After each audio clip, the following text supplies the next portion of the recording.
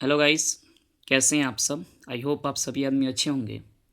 आज का जो हमारा टॉपिक है ना, वो है क्वेश्चन टैग। क्या है? क्वेश्चन टैग है। और एग्ज़ाम में इससे भी एक आध क्वेश्चन आ ही जाते हैं। और ये चैप्टर ना आसान भी है, बहुत आसान चैप्टर है। बस दो चार पांच रूल्स को समझना है, ध्यान देना है। ठीक है। और दो तीन क्वेश्चंस तो जाएंगे नहीं, इधर उधर जाएंगे नहीं। अगर थोड़ा सा भी अगर आप ध्यान देते हैं तो कम समय में जल्दी से एक दो क्वेश्चन आप आसानी से बना सकते हैं। तो चलिए जानते हैं क्वेश्चन टैग है क्या। इसके बारे में डीपली जाएंगे नहीं, एग्ज़ाम से रिलेटेड हम लोग पढ़ रहे हैं। ठीक है। तो देखो क्या होता है इसमें, एक मान के चलो एक सेंटेंस होता है। और कोई भी जब सेंटेंस है ना, तो उस वो सब्जेक्ट होगा, वर्ब होगा, ऑब्जेक्ट हो भी सकता है, नहीं भी हो सकता है। तो एक मान के चलो सेंटेंस देगा और उसके बाद से ना कॉमा दिया रहेगा। फिर तुम्हें क्वेश्चन टैग बनाना है। तो क्वेश्चन टैग बनाते कैसे, तो ये वर्ब होता है ना, ये वर्ब के हिसाब से कोई ना कोई हेल्पिंग वर्ब आएगा। ठीक है। कोई ना कोई क्या हेल्पिंग वर्ब है। अच्छे, अब ये हेल्पिंग वर्ब है ना, तो इस वर्ब के हिसाब से हेल्पिंग वर्ब में नॉट लग भी सकता है, नहीं भी लग सकता है। देखो कैसे, अगर ये प्लस में होगा, यानी अगर ये वर्ब पॉजिटिव होगा तो इधर निगेटिव करेंगे। और यही वर्ब अगर इधर निगेटिव होगा तो इधर पॉजिटिव करेंगे। अब बात समझो, निगेटिव पॉजिटिव क्या है। मतलब कि अगर इधर नो, नॉट या निगेटिव कोई वर्ड नहीं होगा तो इधर नॉट लगाएंगे। अगर इधर निगेटिव वर्ड कोई होगा, नो, नॉट, नेवर, कुछ भी, मतलब कोई भी ऐसा निगेटिव वर्ड हो, तो अगर कोई निगेटिव वर्ड होगा तो इधर से नॉट हटा देंगे। बस यही सीधे सीधा फंडा है।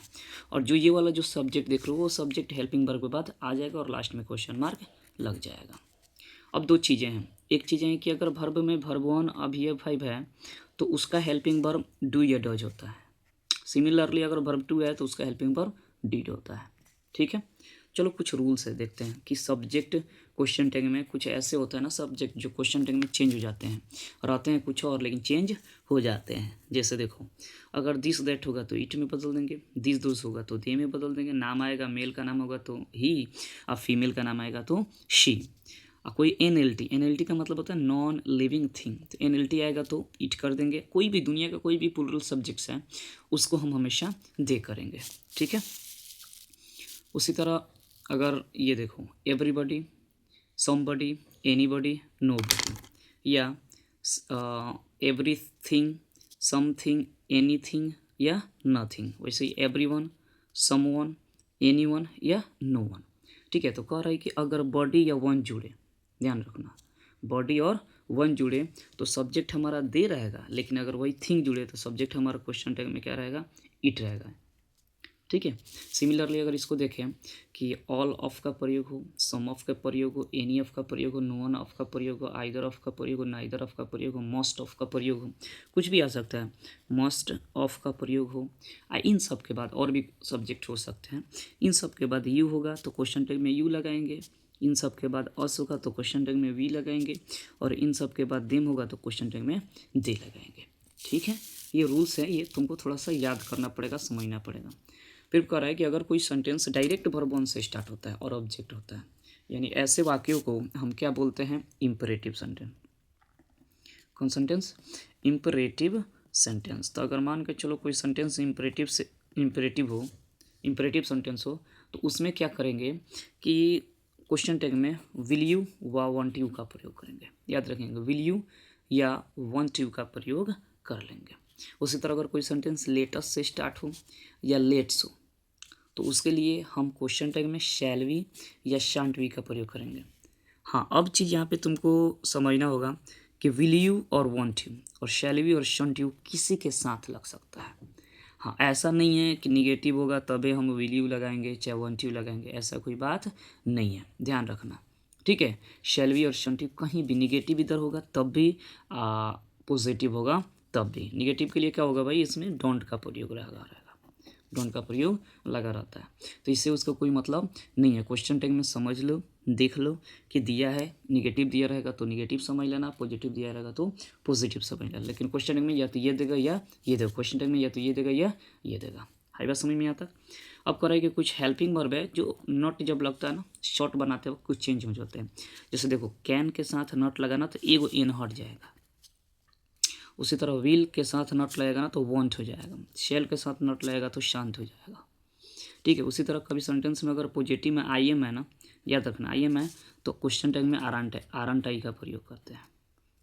अब कह रहे हैं कि कुछ निगेटिव वर्ड्स होते हैं, कुछ निगेटिव वर्ड्स हैं जैसे no, never, neither, not, not at all, not, hardly, scarcely, rarely, barely, few, little, none, nobody इत्यादि। तो ये कुछ निगेटिव वर्ड हैं जो अगर प्रयोग होते हैं ना तो कुछ क्यूटी जो होता है यानी क्वेश्चन टैग जो होता है ना वो हमेशा पॉजिटिव रहता है। याद रखें, क्वेश्चन टैग हमेशा क्या रहता है, पॉजिटिव रहता है। तो अब चलो कुछ एग्जाम्पल्स देखते हैं जो ऑलरेडी क्वेश्चंस पूछे गए हैं एग्ज़ाम में, तो वैसे एग्जाम्पल्स को देखते हैं और क्वेश्चन में देखते हैं, एग्ज़ाम में देखते हैं क्वेश्चंस कैसे पूछे गए हैं। ज़्यादा तो नहीं, 3-4 क्वेश्चंस पूछे गए हैं, बट पूछे गए हैं, तो इस बात को थोड़ा सा समझो और देखो। 5 क्वेश्चंस पूछे गए हैं एग्ज़ाम में और हमने खोजा है 5 क्वेश्चंस को, तो देखते हैं। और भी क्वेश्चंस पूछे जा सकते थे, लेकिन अभी फ़िलहाल 5 क्वेश्चन साइंस से रिलेटेड पूछे गए हैं, तो देख लेते हैं ये क्या है और कैसे पूछे गए हैं। कह रहा है कि Reshma bought what she wanted. देखो रेशमा बॉट, अब ये जो तुम वर्ब देख रहे हो ये वर्ब 2 है, और अभी हमने जस्ट रूल पहले बताया कि अगर वर्ब 2 होगा तो उसमें ना डिड का प्रयोग होता है। तो इसमें देख लो डिड कहाँ है, देख लो डिडंट शी लगा है, ये चीज़ है। फिर तुम देख रहे हो ही डज नॉट, अब देखो यहाँ पे डज नॉट लग गया यानी हेल्पिंग वर्ब प्लस नॉट लग गया। तो मैंने बताया क्वेश्चन टैग में कि अगर क्वेश्चन टैग प्लस में होगा तो इधर सॉरी सेंटेंस जब प्लस में होगा तो क्वेश्चन टैग माइनस में होगा। अगर ये खुद माइनस में है तो इधर क्या होगा, प्लस में होगा यानी नॉट नहीं रहेगा। तो देख लो ही लगा है डज, तो does he, doesn't he, wouldn't he, can भी, तो कौन लगेगा, डज ही का प्रयोग हम करेंगे क्योंकि ऑलरेडी नॉट हटा देना है उसमें। अगर कि Rajesh is still shouting, Rajesh is still shouting dash, तो not he is, not is he, wasn't he, isn't he, तो इज देखो इज लगा है तो इजंट आ गया। राजेश है मेल का नाम है तो ही का प्रयोग हुआ है, तो यहाँ पे यही आंसर आपका होगा।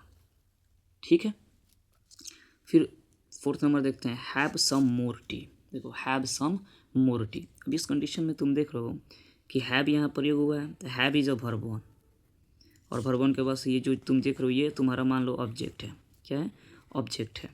तो V1 अब प्लस ऑब्जेक्ट यानी इम्परेटिव सेंटेंस, हमने बताया था ना कि इम्परेटिव सेंटेंस में या तो विल यू का प्रयोग होगा या वांट यू का प्रयोग होगा। तो इसमें देख लो वांट यू का प्रयोग तो हुआ है, must you, can you, should you, यानी ये होगा।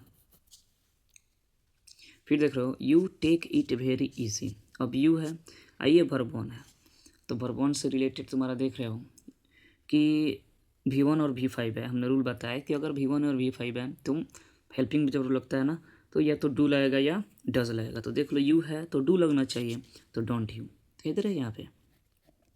सिमिलरली इस तरीके से कोई भी क्वेश्चंस है अगर तुम थोड़ा सा भी ध्यान देते हो और एग्ज़ाम से पहले इस वीडियो को देख के जाते हो ना, तो यकीन मानो तुम्हारा 2 क्वेश्चंस आएंगे, इससे कम से कम 2 क्वेश्चंस आएंगे। ठीक है, 2018 में, 2019 में, 2020 में नहीं पूछा है क्वेश्चन टैग, लेकिन 2021, 2022, 2024 और 2025 में क्वेश्चंस पूछे हैं। अच्छा 2018, 2019, 2020 में क्यों नहीं पूछे हैं, क्योंकि लिमिटेड क्वेश्चन था तो इसको हटा दिया था। अब क्या कर दिया कि जब से डबल किया ना तो उससे 1 या 2 क्वेश्चन, मिनिमम 2 क्वेश्चन दे रहा है। तो अगर वीडियो देख के एग्ज़ाम देने जाते हो ना तो यकीन मानो तुम्हारा 2 क्वेश्चन क्लियर होंगे।